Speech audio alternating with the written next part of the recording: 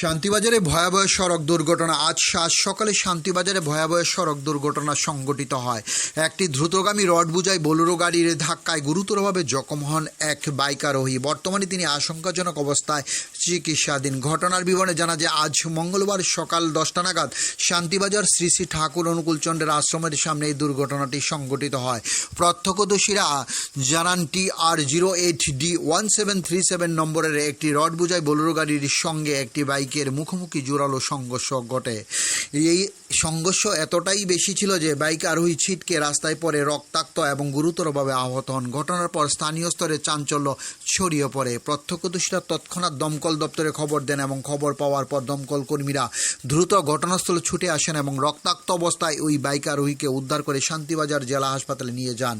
হাসপাতাল সূত্রে জানা গেছে, আহত যুবকের নাম সুমন নন্দী, বয়স অনুমানিক 35 বছর।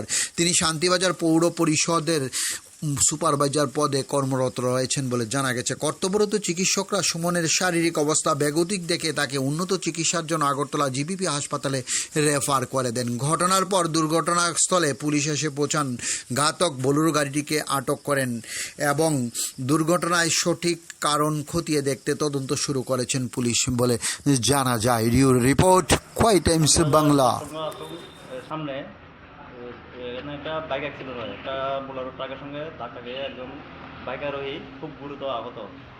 ওনার নাম হলো সুমন নন্দী, বয়স অনেক 35 বছর হবে। উনি শান্তিবাজার পৌরসভাতে সুপারভাইজার হিসেবে চাকরি করতেন। উনি ওই রাস্তা দিয়ে বাড়ি যাচ্ছিলেন সম্ভবত। উনি গাড়ির সঙ্গে ধাক্কা খেয়ে প্রচণ্ড গুরুতর আহত হয় এবং ওনাকে আমরা উত্তর শান্তিবাজার জেলা হাসপাতালে নিয়ে যাই। তো এখন ওনার অবস্থা কি? ওনার অবস্থা খুবই শোচনীয় এবং আমরা ডাক্তারের কাছে হ্যান্ড ওভার করে দিয়ে আসছি। কোথা দিয়ে কোন কোন কোন হসপিটালে? শান্তিবাজার জেলা হাসপাতালে।